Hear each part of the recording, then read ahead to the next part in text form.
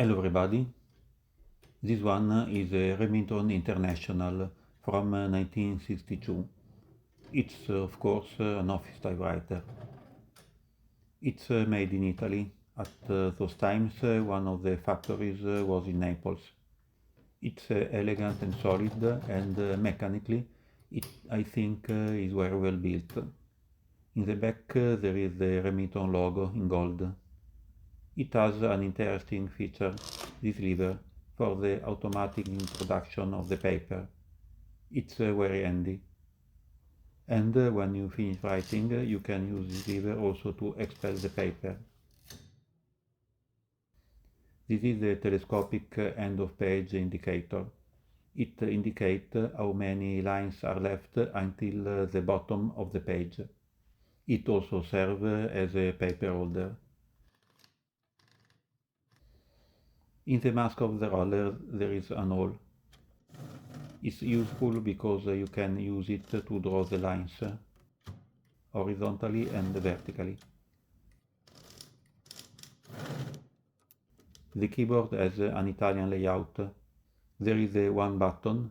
Usually it is used the I or L instead. The 0 is missing. You have to use the O button. There is an interesting button, this one with KR. It is useful to unjam the typing bars when they get stuck together. Do you see?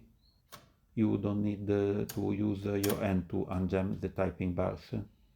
KR probably means key release.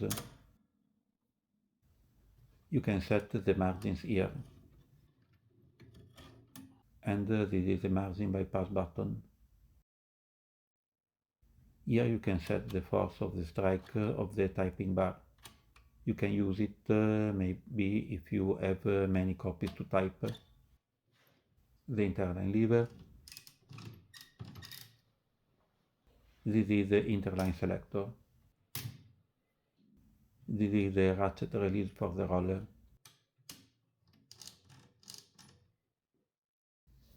With these levers on the side of the carriage you can move it right and left. You can hear the ding of the little bell of the margin. And with this lever you can adjust the paper.